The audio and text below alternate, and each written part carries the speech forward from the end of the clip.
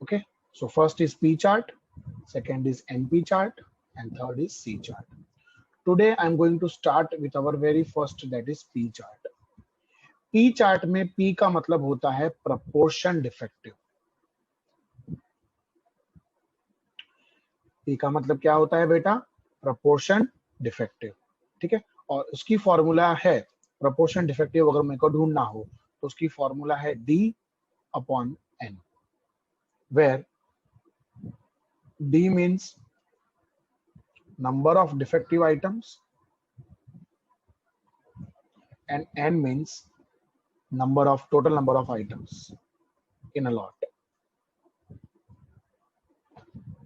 ठीक है, अब हर चार्ट का एक CL, LCL और UCL होता है, तो तुम्हारे P चार्ट का भी है. सबसे पहले P चार्ट का CL, दैट इज P बार, और P बार की फॉर्मूला है सिग्मा P अपॉन M. ठीक है, P क्या है मैंने आपको बता दिया. क्या फॉर्मूला है P की? D upon M, sorry N. ठीक है, और M मतलब नंबर ऑफ सैंपल. ध्यान रखना यहाँ पे, वो तो मुझे बोलने की जरूरत ही नहीं है, वो तो बाय डिफॉल्ट है कि M का मतलब होता है नंबर ऑफ सैंपल्स, के टोटल कितने सैंपल्स हैं.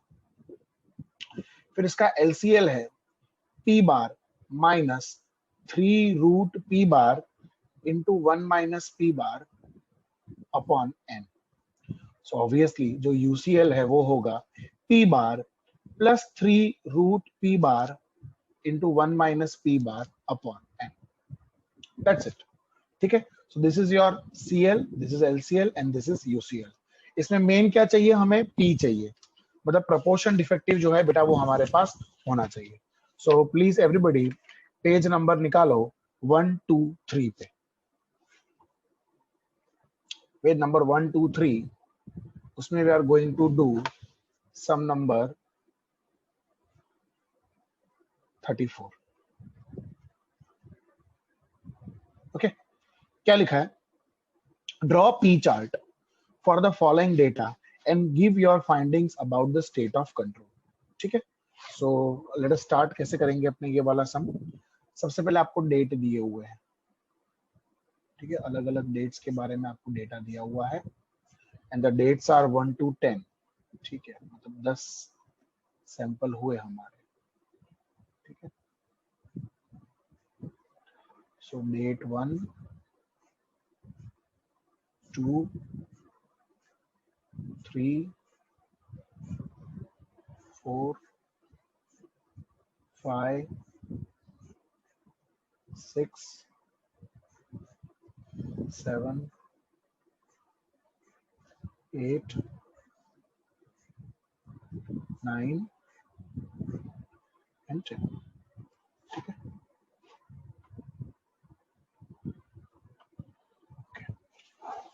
सो डेट में है 1, 2, 3, 6, 7, 8, 9 and 10. ठीक है बेटा. Now number of items inspected. So number of items मतलब वो बन गया हमारा कौन? N. सीधी बात है.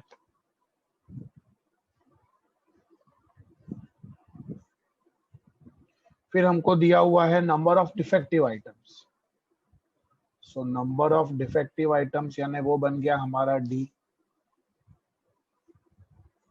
और मुझे बोला है ड्रॉ P चार्ट, तो मुझे P ढूंढना पड़ेगा. सो P मतलब D अपॉन N. अब देखो बेटा, सबका N सेम है, सबका जो N है वो 50 है. ठीक है, अच्छी बात है. अलग अलग भी हो सकता है, डजंट मेक एनी डिफरेंस. 4, 8, 2, 0, 1, 2, 12, 8, 0, 3. चलो लेट अस स्टार्ट. P बोलो. 4 divide by 4 divide by 50. 0.08. Okay, 0.08, 0.16, 0.04, 0, 0.02, 0.04, 12 divided by 50, 0.6. Oh, sorry, 0.24. 0.16, 0, और 3 डिवाइड बाय 50 यानी 0.06। अब इन सब का टोटल करेंगे तो मेरे को सिग्मा पी मिलेगा। सो 0.06 प्लस 0.16, 0.24, 0.04, 0.02, 0.04, 0.16 and 0.08.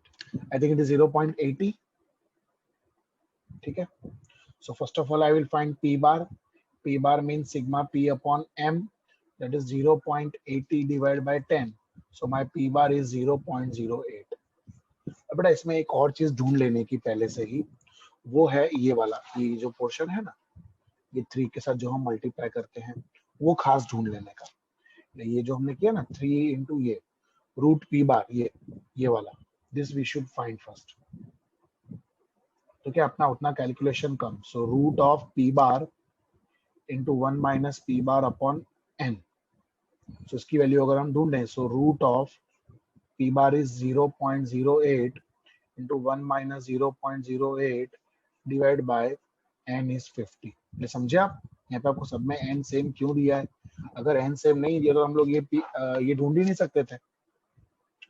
सो इसमें एन हमेशा सेम ही होना चाहिए, मतलब सो 0.08 मल्टीप्लाई बाय 0.92 डिवाइड बाय 50। अब सब लोग कैलकुलेटर उठाएंगे, 0.08 लिखेंगे, मल्टीप्लाई 0.92 करेंगे, divide by 50 is equal to करके रूट निकालेंगे और अब लिखेंगे 0.0384। बेटा 4 डिजिट तक तो ले जाना पड़ेगा आपको, ठीक है। और अब हम ढूंढेंगे इसका CL, UCL और LCL। सो CL तो पता ही है हमें, CL है हमारा P बार और P बार है हमारा 0.08। फिर हमारा LCL that is P bar minus 3 root P bar into 1 minus P bar upon N, it is 0.08 minus 3 into 0.0384, so it is 0.08 minus 3 into 0.0384, that comes to 0.1152। अब 0.08 को 0.1152 से माइनस करोगे तो तुम्हारा आंसर माइनस में आएगा। एक बात याद रखना बेटा, कोई भी कंट्रोल लिमिट नेगेटिव नहीं आती है। अगर वो नेगेटिव आ जाए तो उसको 0 ले लेने का कंपलसरी। तो मैंने 0 ले लिया, आंसर माइनस में आ रहा था, लेकिन माइनस में हम लोग लिख नहीं सकते, कोई भी लिमिट नेगेटिव नहीं हो सकती। Lowest value of any limit is 0 plus, ठीक है। और वो LCL ही 0 नेगेटिव आ सकती है ना, बाकी UCL तो प्लस में तो कभी आ नहीं सकता। सो 0.08 प्लस 0.1152, सो 0.08 प्लस 0.1152 प्लस 0.1952, तो 0.20 ले लो अप्रोक्सीमेटली। 0.195 है ना, तो मैंने क्या ले लिया, 0.20 ले लिया, ठीक है। अब हम बनाएंगे हमारा चार्ट। कैसे बनाएंगे? तो पहले तो LCL को हम कंपेयर करेंगे लोएस्ट से और UCL को हम कंपेयर करेंगे हाईएस्ट से। सो लोएस्ट बेटा जो तुम्हारा लोएस्ट है वो आप लोग देख सकते हो, वो 0 ही है। और जो हाईएस्ट है वो कितना है, हाईएस्ट कितना है, 0.24 हाईएस्ट है। सो 0.24 हाईएस्ट है। सो इन दोनों में से जो छोटा हो और इन दोनों में से जो बड़ा हो, तो दोनों 0 ही है तो वही लेने का।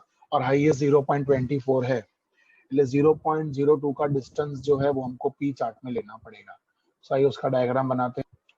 सो ये हमारा x एक्सिस और y एक्सिस बन गया। सो ये 0 0 सैंपल्स 10 हैं। सो 1 2 3 4 5 6 7 8 9 और 10, ठीक है। और यहाँ पे मैंने जैसे बताया 0.02 का डिस्टेंस लेते हैं क्योंकि 24 हाईएस्ट है। सो 2 4 6 8 10 12 14 16 18 20 22 और 24, ठीक है। So let us start plotting the points. सबसे पहले हम बात करेंगे एलसीएल, तो एलसीएल तो हमारा 0 ही है। अच्छा, यूसीएल कितना है बेटा हमारा? यूसीएल है 0.08, मतलब ये रहा तुम्हारा यूसीएल। ओ सॉरी, यूसीएल क्या, सॉरी सीएल। तुम्हारा सीएल है, ये रहा तुम्हारा सीएल। और तुम्हारा यूसीएल कितना था? 0.20 था ना? हाँ, 0.20 है तुम्हारा यूसीएल। सो 0.20, सो 0.20 तुम्हारा यूसीएल। ठीक है, so this is my UCL. Now let us start plotting the points. I would request any one of you to please take the screenshot of this P chart, खास करके ये जो हमने ढूंढा है P, ताकि बार बार ऊपर ना करना पड़े। इसका एक फोटो ले लो, ठीक है? अब मुझे बोलते जाओ, बोलो। पहला है 0.08, बोलो 0.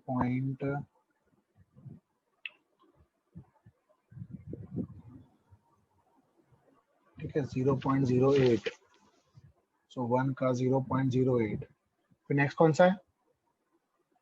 0.16 है ना? फिर थर्ड का 0.04. थर्ड का बोला 0.04. ओके, थर्ड का 0.04। फोर्थ का Then fourth is 0. 0. 0, मतलब यहीं पे आएगा। फिफ्थ का 0.02. 0.02। सिक्स्थ का 0.04. सेवंथ का 0.24. एट्थ का 0.16. 0.16। नाइन्थ का 0. और टेंथ का 0.06. Okay, now let us find this with the help of scale. 1, 2, 3, 4, 5, 6, 7 goes out of UCL, 8,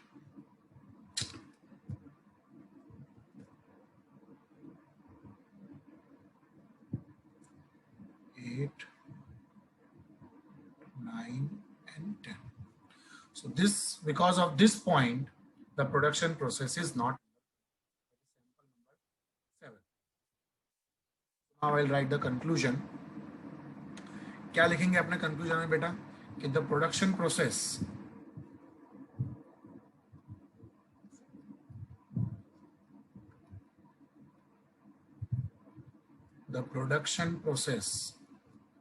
is not under control because sample number 7 falls above UCL. ठीक है? Hence, assignable cause is present which should be detected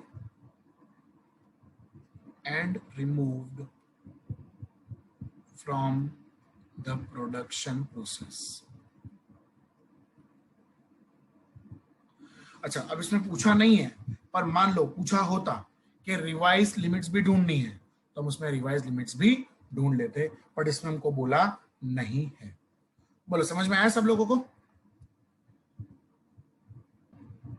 चलो, sum number we are doing now 35. From a factory producing razor blades, sample of 50 blades are drawn daily and the number of defective blade in each sample is given below. Draw P chart and also obtain the revised limits. So let us start. Sample number, ठीक है, 15 sample हैं बेटा हमारे पास.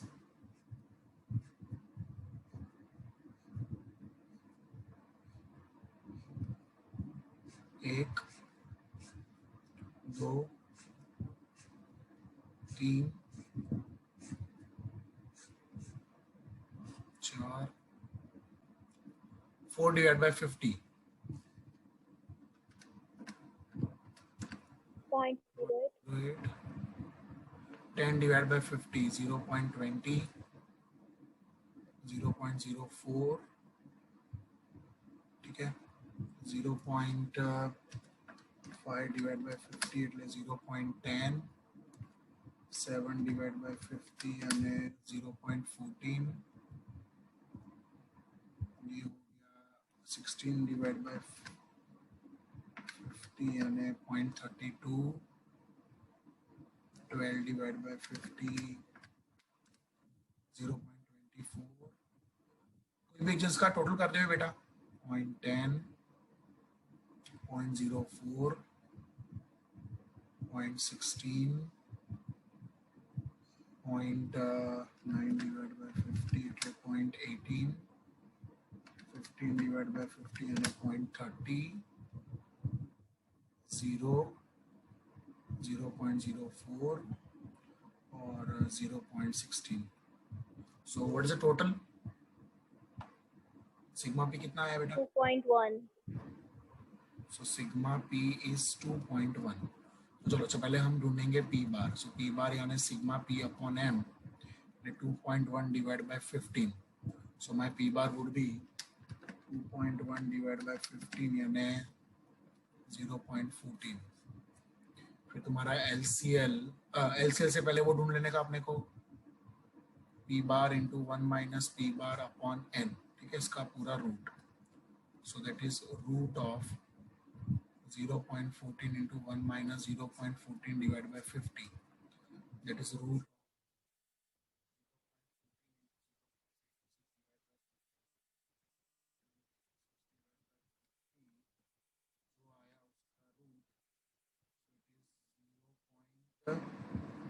Zero 0.0491.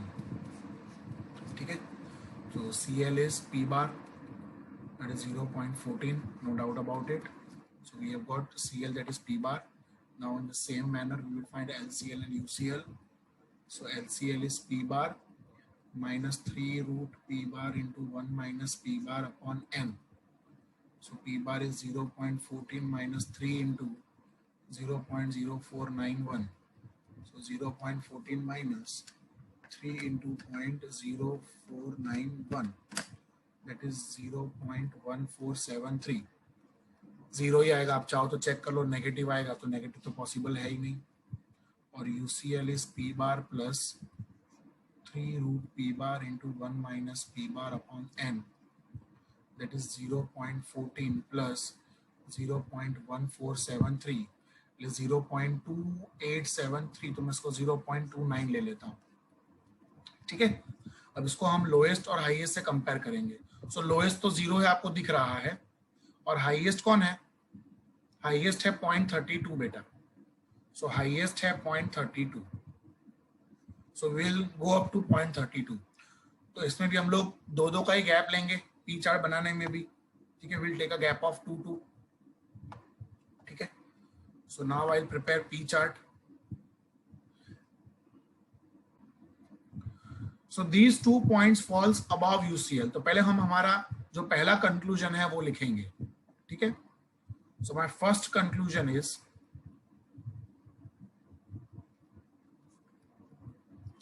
the production process is not under control because 2 samples falls above UCL. Hence, they should be removed from the process. So now we are finding revised limits. अब बेटा revise limit में सब कुछ revise करना पड़ेगा। सबसे पहले तो 15 सैंपल में से 2 सैंपल गए, એટલે 13 सैंपल हुए। ओके, हमारा सिग्मा पी था 2.1, उसमें से एक 0.32 गया और एक कौन गया 0.30 गया। सो इन दोनों को माइनस कर दो। सो 2.1 माइनस 0.32 और माइनस 0.3, तो तुम्हारा नया सिग्मा पी कितना आया 1.48। तो फिर से पी बार ढूंढने का, सिग्मा पी अपॉन एम अब होगा 1.48 divide by 13। So 1.48 divide by 13 करोगे तो तुम्हारा आंसर आएगा 0.11। अब बेटा एक चीज का खास ध्यान रखना, अब वापस से आपको वो रूट ढूंढना पड़ेगा, वो root of P bar into 1 minus P bar upon N. ठीक है, so let me write down first that formula. So root of p bar into 1 minus p bar upon n, so that is root of 0.11 into 1 minus 0.11 upon n हमारा कितना था, n हमारा था 50, એટલે root of 0.11 into 0.89 divided by 50, so 0.11 into 0.89 divided by 50 जो आया उसका root 0.0442। ठीक है, अब हम ढूंढेंगे हमारा LCL, that is P bar minus 3 root P bar into 1 minus P bar upon n, 0.11 minus 3 into 0.0442, 0.11 minus 3 into 0.0442 0.1326 ले लेता हूँ। तो ये 0 का 0 ही रहेगा बेटा। और अब हम ढूंढेंगे इसका UCL। ठीक है, क्या होगा UCL में हमको केवल प्लस करना पड़ेगा, nothing else. So UCL is P bar plus 3 root P bar into 1 minus P bar upon n, 0.11 plus 0.13 0.24। अब मुझे ये चेक करना है कि 0 से कम तो खैर कोई होगा भी नहीं, नेगेटिव तो होगा नहीं, कोई 0.24 से ज्यादा है उन 2 सैंपल को निकालने के बाद। तो आइए चेक करते हैं क्या कोई 0.24 से ज्यादा है। आइए चेक करते हैं 0.24 से ज्यादा, ये तो गया, एग्जैक्ट 0.24 है पर वो चलेगा, उससे ऊपर नहीं होना चाहिए, 0.24 तक चले, बच गए। देखो एक छोटे से पॉइंट से बच गए, अगर होता तो रिवाइज ढूंढना पड़ता, नहीं है। So finally we will say in our conclusion, बेटा रिवाइज लिमिट का चार्ट नहीं बनाना होता, ये ध्यान रखना। मुझे किसने कुछ क्वेश्चन पूछा कि सर रिवाइज लिमिट का चार्ट बनाने का, नहीं, रिवाइज लिमिट का चार्ट नहीं बनाने का। ठीक है, रिवाइज लिमिट में खाली कंक्लूजन ही होता है। सो अब मैं यहाँ पे लिखूंगा कि after revise limits the production process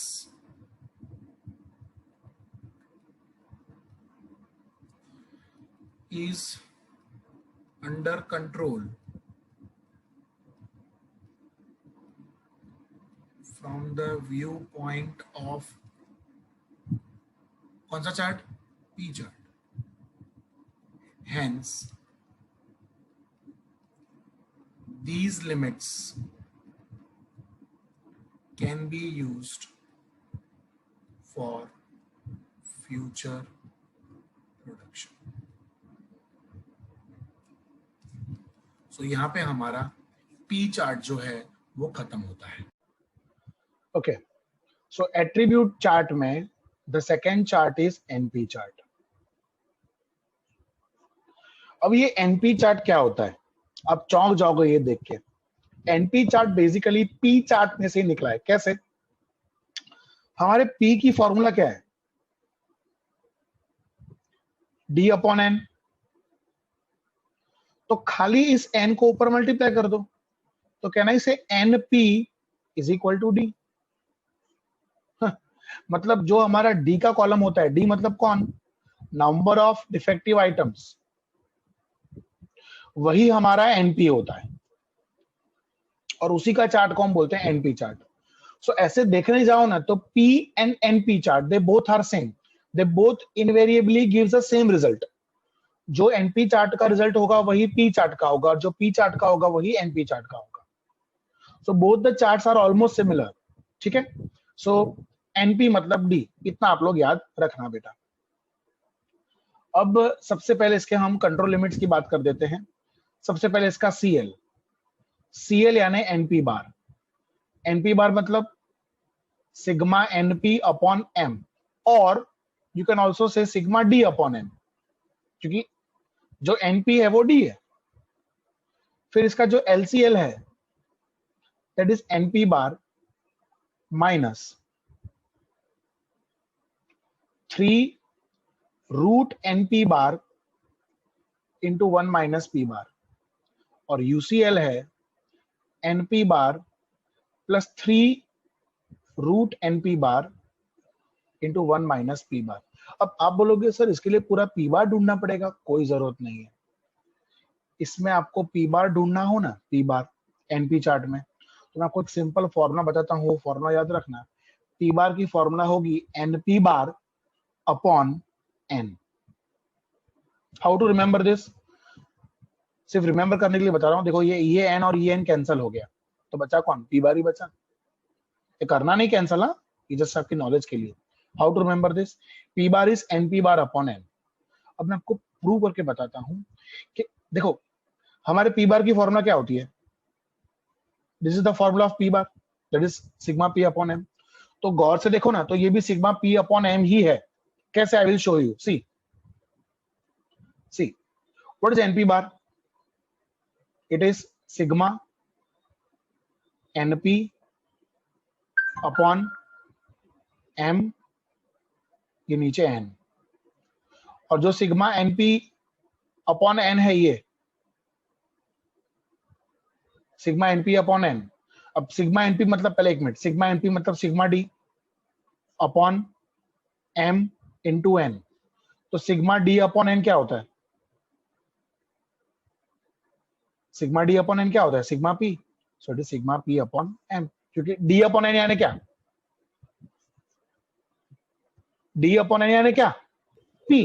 तो सिग्मा डी अपॉन एन यानी क्या, सिग्मा पी। तो हुआ ना sigma P upon M indirectly. Are you getting this or not? Sum number 36 on page number 123.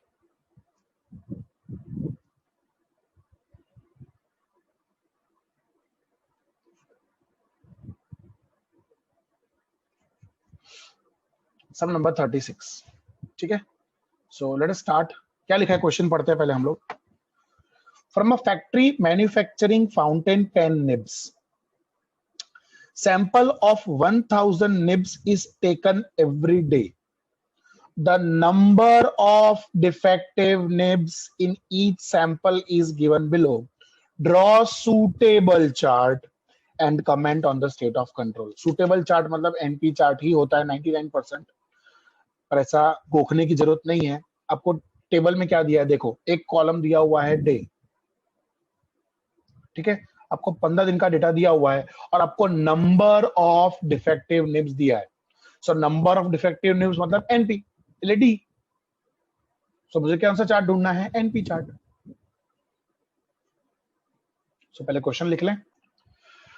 चलो बेटा, तो ये तुम्हारा सम है पूरा, इसमें डे दिया हुआ है और नंबर ऑफ डिफेक्टिव निब्स। तो नंबर ऑफ डिफेक्टिव निब्स यानी कौन हुआ, हमारा एनपी हो गया। अब इसका हम लोग सबसे पहले टोटल करेंगे। So please obtain the total of NP column and tell me what is the total of NP. 2444. 2444। बस अब हम लोग हमारा जो चार्ट है उसके हिसाब से ढूंढते जाएंगे। सबसे पहले हम ढूंढेंगे एनपी बार। सो एनपी बार यानी सिग्मा एनपी अपॉन एम। तो 2444 डिवाइड बाय 15 सैंपल हैं। सो डिवाइड बाय 15 करो, कितना होता है 2444 162.93. 162.93। ठीक है, अब हम ढूंढ लेंगे पी बार। सो पी बार की फॉर्मूला मैंने कैसे बताया आपको याद रखने की, ऊपर एन पी बार और नीचे एन।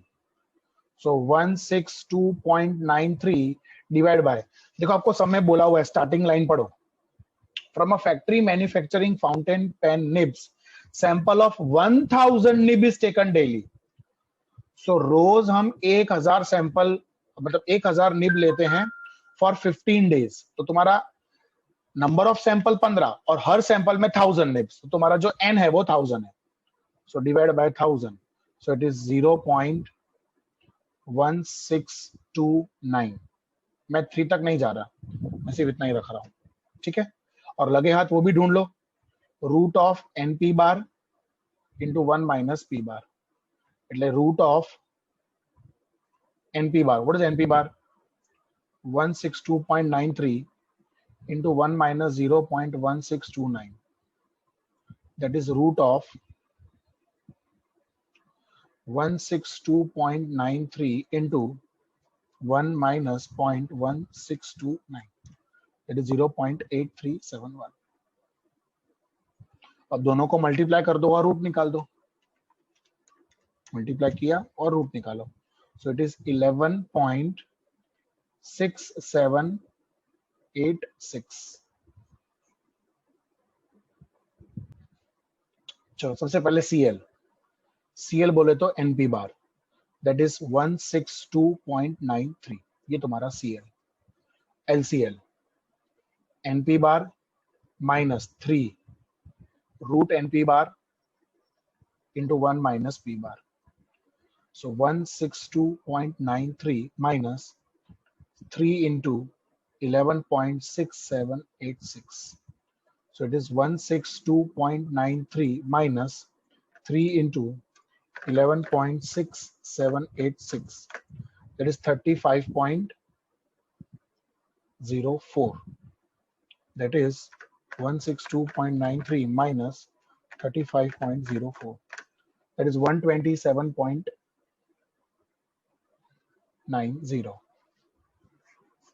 ठीक है, and लगे हाथ I will also find my UCL. So what will be my UCL? खाली क्या कर देने का? For UCL what we have to do? Just we have to add, है ना? So UCL is equals to NP bar plus 3 root NP bar into 1 minus P bar. So straight away 162.93 plus 35.04. So 162.93 plus 35.04. That comes to 197.97. चलिए फिर let us prepare. So rough में LCL को मैं compare करूंगा lowest से और UCL को मैं कंपेयर करूंगा हाईएस्ट से। बोलो कौन है lowest? 100. I think 100, yes correct, 100 is lowest. और हाईएस्ट कौन है? 265. 265 करेक्ट।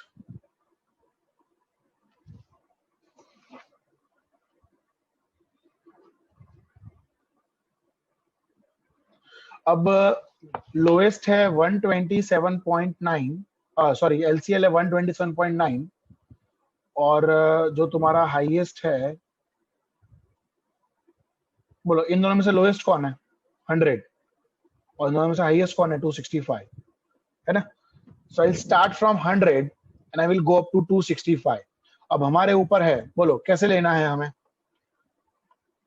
100 और 265, 10-10 का डिस्टेंस लेवे। हाँ हो जाएगा, 17 लाइन चाहिए, हो जाएगी। Let us take distance of 10-10, ठीक है। फिर ज्यादा बड़ा लोगे तो फिर छोटा ग्राफ बनेगा अपना, प्रॉपर एग्जैक्ट नहीं आएगा। So let us first of all prepare y axis and x axis. बोलो बेटा सबसे पहले मुझे बताओ व्हाट इज योर LCL? 127.90. 127.90 मतलब मैं 128 ले लूं सीधा, सो 128 ये रहा, देखो ये रहा 120, 130 के सिर्फ 2 लाइन नीचे, समझे आप? सो ये तुम्हारा बन गया LCL.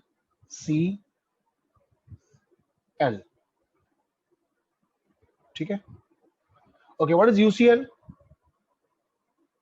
197.97. ओके, 197.97. सो मैं उसको 198 ले लूं.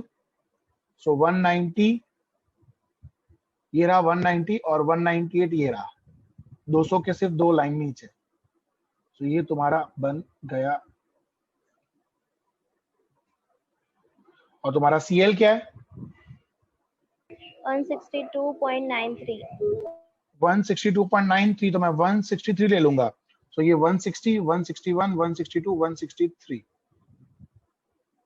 क्योंकि यहाँ पर डेसिमल तो होंगे नहीं बेटा. सो ये मेरा आ गया खत्म.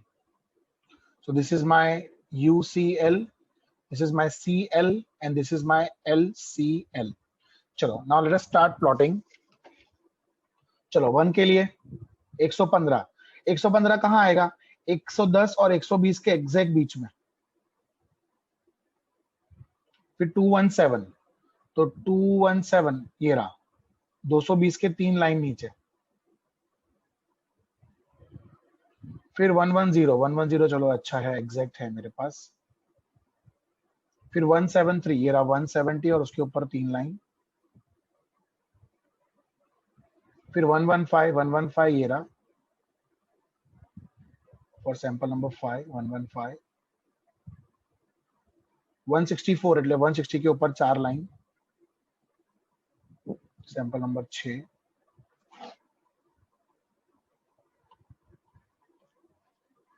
वन 164. फिर सैंपल नंबर 7 में है 142, सो 140 के ऊपर 2 लाइन. फिर सैंपल नंबर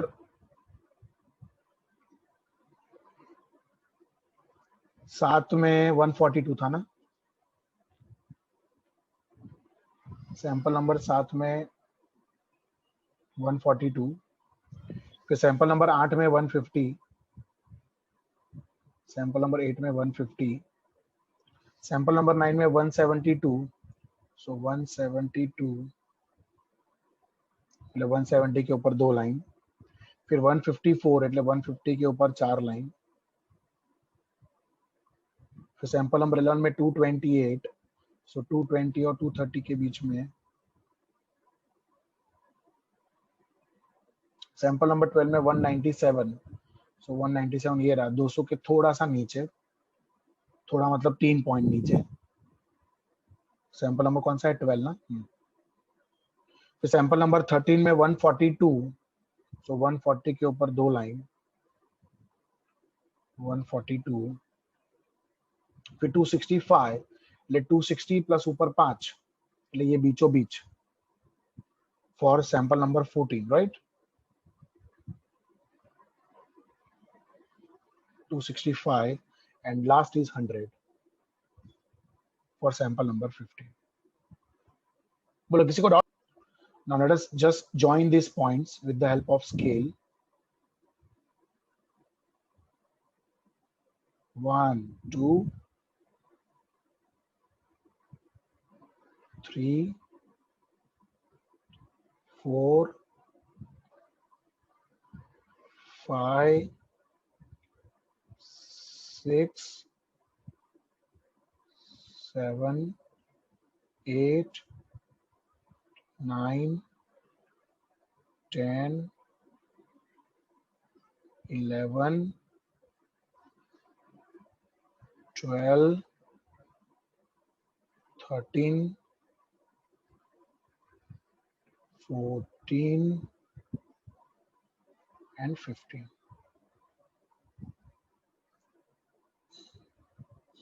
ओहो हो, देखो कौन कौन बाहर गया. 1, 2, 3, 4, 5, 6, 7.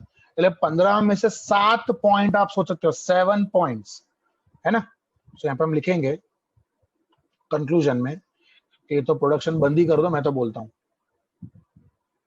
Conclusion from the view point of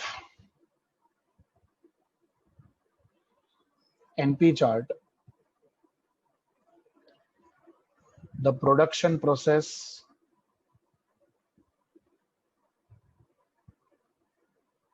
is not under control because 7 samples falls above and below UCL and LCL respectively. Hence, assignable cause is present.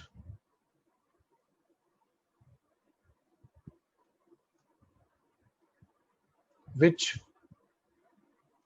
must be detected and removed from the production process.